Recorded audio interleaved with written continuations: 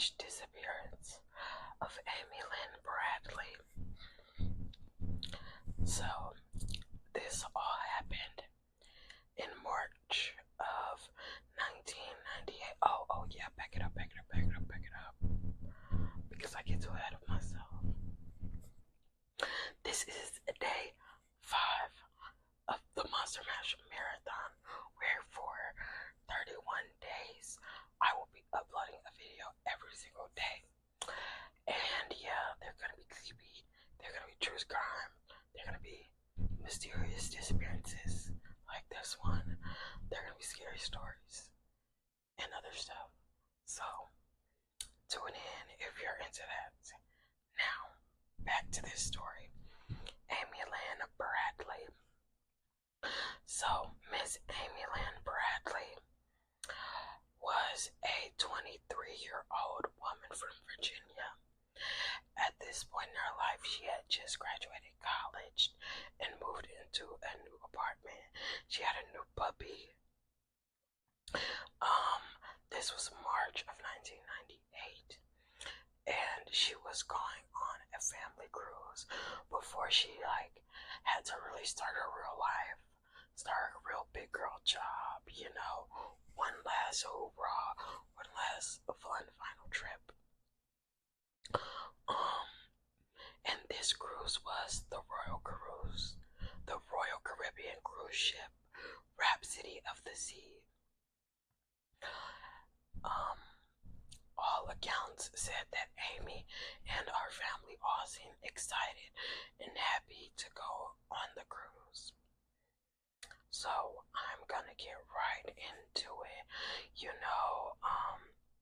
If you guys are into Dateline or anything like that, on Dateline they always give the description of everyone loved her, she was so popular, that is the description of Amy.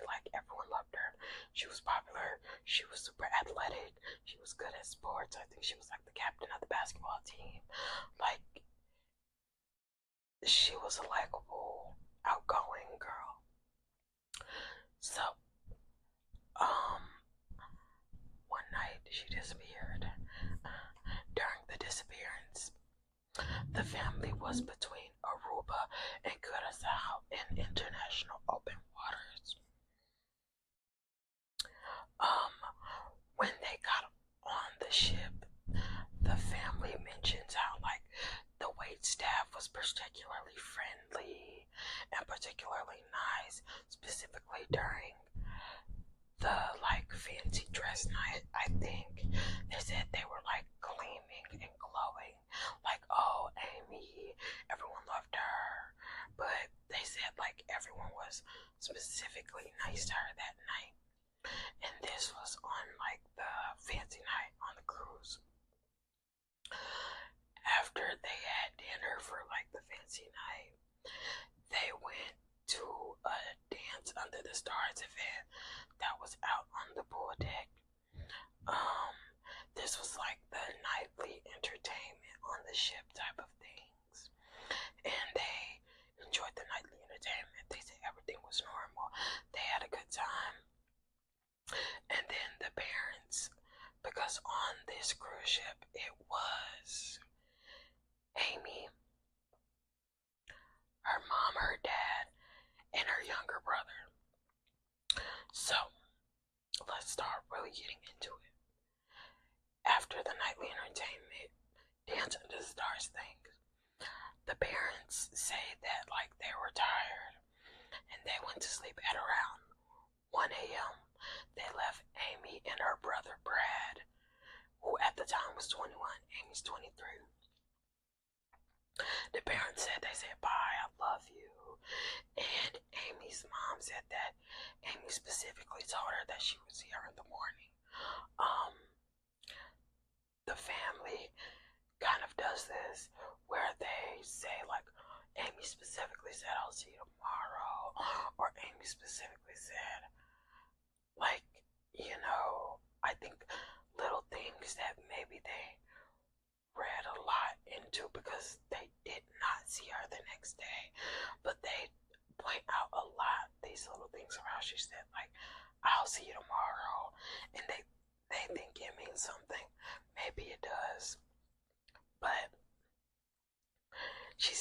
specifically mentioned that Amy said she would see her in the morning. From there, Amy and Brad go to the disco, which they said was the last place open on the ship, and this was like the nightclub area. So this is now after 1 a.m. Brad says he stays at the disco for a while, and then Brad leaves the disco area and tells Amy, he says when he tells her that she's leaving, she's in the DJ booth with 5 or 6 other people. Brad says he goes out to the upper deck for about 30 minutes before going back to their shared room. So Mom, Dad, Brad, and Amy all share a room, or the mom and dad share a bed, and Brad and Amy share a bed. So it was like 2 beds in one room. So he said he went back to join their parents. Brad gets back into the room at 3:35 a.m. and they were able to know what time Brad got back to the room because the key card reader had a thing that let you know when the keys get scanned to enter the room. So at 3:35 a.m., Brad goes back into the room, and while his parents were sleeping in the bed, he went out onto the balcony. Now, he said he was just out on the balcony, like smoking cigarettes, drinking a beer, like chilling, vibing, looking out at the ocean. A little bit right after, at 3:40, Amy comes back to the room, and Brad said he saw her. They hung out and talked about what they were going to do the next day on the balcony. I think like they had some type of excursion or something planned, so they were talking about like, oh, okay, we got to get up at this time, we got to do this. That's what he said the conversation was about, specifically what they were doing the next day.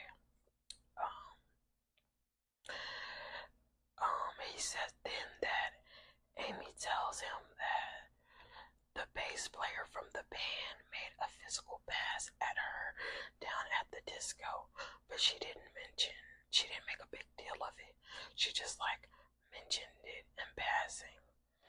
And this bass player will be known as Red, that was his name. So Red makes a pass at her, she mentions, but she didn't make a big deal out of it. So Brad said he kind of just thought nothing of it. He then goes to lay down a little later, but Amy says she doesn't feel too good, so she wants to like just get some fresh air, finish her cigarette, whatever.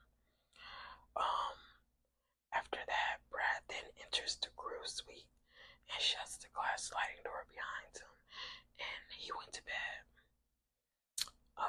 At around 5:30 a.m., Amy's dad wakes up and he says he notices that Brad was in the bed but not Amy, so he kind of just like peeked over the bed and looked out onto the balcony. He says when he looked out on the balcony, he could see like Amy's legs in the lounge chair, and so he assumed, oh, okay, she just fell asleep on the balcony, but she's in our room and she's safe. So he kind of like drifts back off to sleep, but at around 6 a.m. he wakes up again, and now Amy was completely gone off of the balcony, and the balcony door was cracked open. So her dad mentions that her cigarettes were gone, and the shirt she had on last night was laying inside of the room on a chair. Her dad thinks that she's just somewhere on the ship getting breakfast or doing something, so he goes to look for her, thinking he'll just run into her right away and find her. But he ends up looking all around the ship and he doesn't find her. And he just says at first, like, he kind of thinks like he's just missing her or whatever. But he really looks and he can't find her. So at that point, he comes back to the room and he tells his wife, Amy's mom, like, that he can't find Amy. And also at this point, now the ship is about to dock. The ship was going from Aruba to Curaçao, and we're now about to dock in Curaçao. So the mom and the dad then go to speak to the captain, and they ask like, "Oh, well, we looked around, we can't find our daughter. Can we get a voice page?" And it's at this point it's 7 o'clock in the morning, and the captain goes, "Well, no." He refuses to give them a voice page. He says that it will be too disrupting to the other customers on the ship who paid the same money as them. He's not going to like voice page in their rooms at 7 o'clock in the morning because they lost their daughter. Sucks to suck. So yeah, he claimed that it would be too intrusive to the other guests, and he tells them to go look around for her again and come back if they don't find her within the next hour and a half. So, also at this time, there are 2,400 people lining up ready to get off of this ship because the ship is about to dock. The parents didn't want anyone to get off of the boat without finding Amy because then they thought like if someone took her or if someone was harming her, it would be easier to cover it up because now they are having access to an entire island where before it would be contained to just the ship. But the workers still had orders. They were still regulated to make the ship clearance announcement and to release the other people off of the ship. Like essentially, the workers were saying like, if we were to do that, we would be holding these people in a hostage style situation, and we can't hold people hostage. But on the family side, it's like they had reason to believe, even though they could not prove that something criminal had happened, so therefore they were altering the crime scene. You know, I see both sides. So at 9 a.m., okay, yeah, the workers were still regulated. They open up the gates, they release people off the ship because they feel as if they can hold these people hostage. At 9 a.m., the workers then searched the ship because the family was still unable to find Amy. They do what they call a Charlie drill, where everybody search every nook and cranny. They said it takes 800 to 900 workers to complete, and it takes about 45 minutes to an hour with that many workers searching every part of the ship. And nothing was found. The parents said that they were told to go back to the room and wait. So they actually didn't see anyone searching the ship. So they have no confirmation that the workers even looked for their daughter. The employees just kind of assumed that she jumped or she fell overboard. But they were showing like a local Curaçao native, and he said he'd lived and he'd worked recovery on the shores of Curaçao, and he grew up on those beaches of Curaçao. And he says that if she would have went overboard, something would have washed ashore. He said he never had a case where nothing washed ashore if it wasn't the body or a piece of clothing or something. Yeah,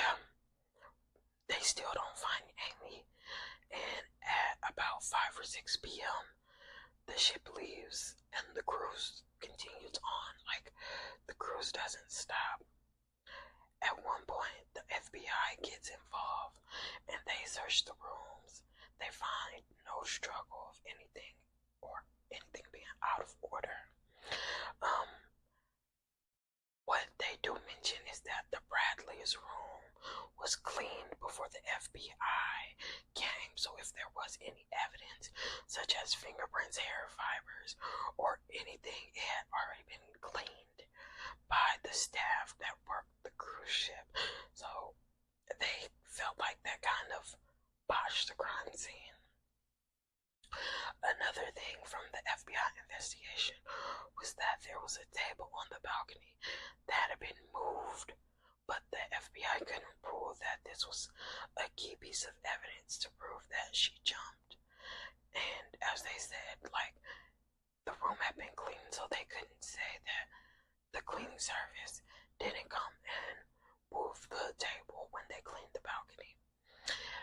The male FBI agent was also mentioning that, like, the balcony went high up on his chest, and he felt like it would be hard for someone to fall overboard, specifically a woman smaller than him.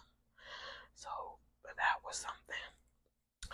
There were also some accounts throughout the investigation from other people on the cruise ship who said that at about between 5 and 6 o'clock, there were girls out on the pool deck, and they said that they saw Amy go up to the DJ booth with Red, the bass player, and they saw them leave together. Yeah. So I thought that was interesting that they were spotted together by a different group of girls at a later time, but they couldn't confirm the time. They didn't know the exact time. They were just like out late at night. They guessed that it was around 5 to 6 a.m. There are a lot of theories about what happened to Amy, but there was a bit more key information. So Amy, another thing about Amy had a Tasmanian devil tattoo on her shoulder. And this was like a very distinctive tattoo. And people would go on accounts and saying like they saw a woman in Barbados who had the same description of Amy with a man who had the same description as Red, and she had the Tasmanian devil tattoo on her shoulder, and she was a S worker. Or people, there were so many people giving different accounts and different stories. One woman says she believes she saw Amy in a bathroom, and there were some guys making her go somewhere that apparently she didn't want to go, and she said she just seemed like really broken, and the guys were saying, if we take you, you aren't gonna fight us. Are you gonna fight us?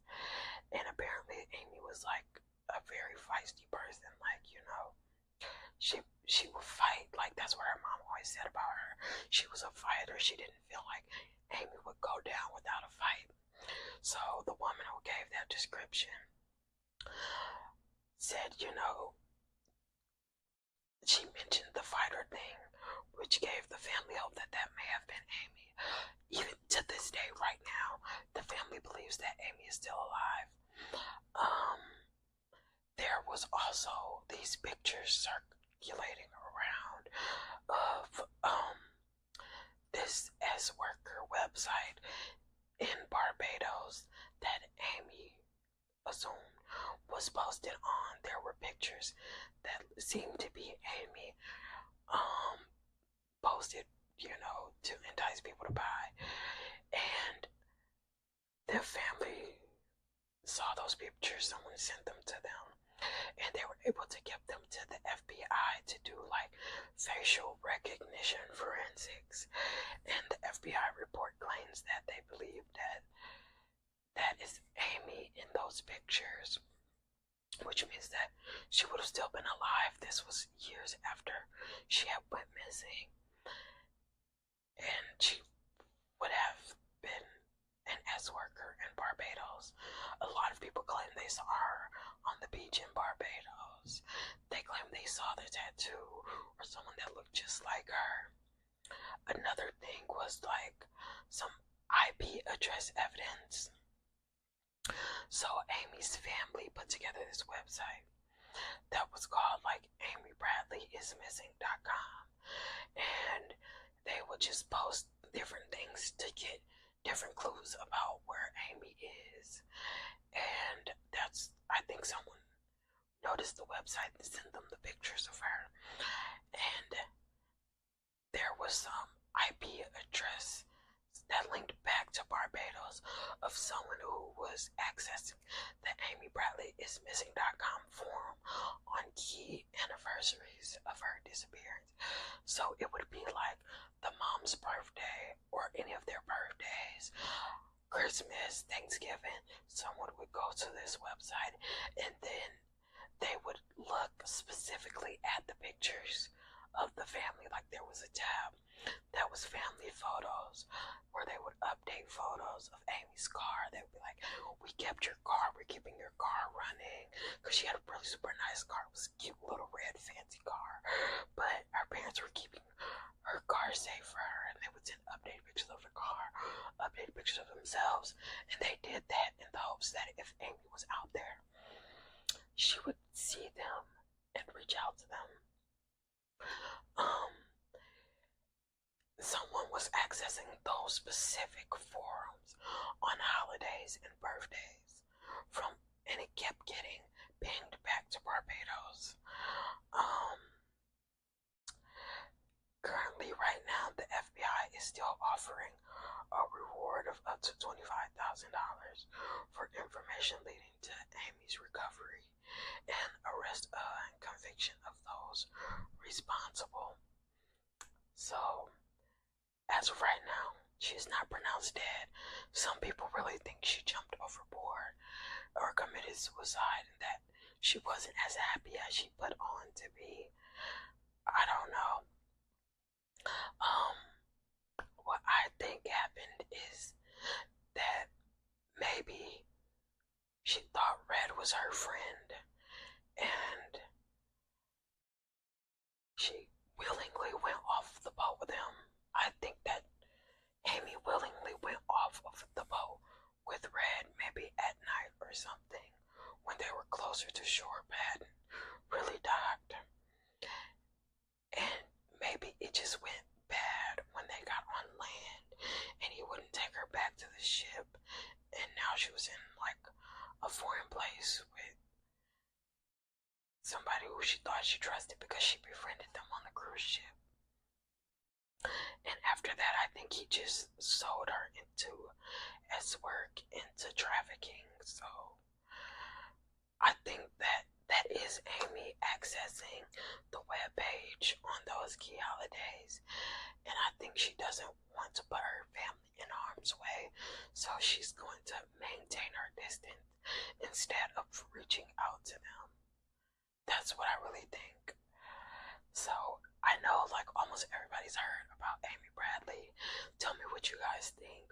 What are your theories? I hope that she's okay, and I could understand her trying to protect her family and not reaching out to them because of that.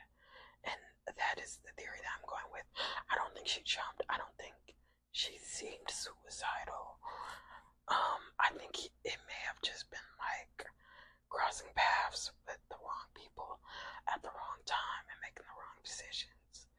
But yeah, that is the story of the strange disappearance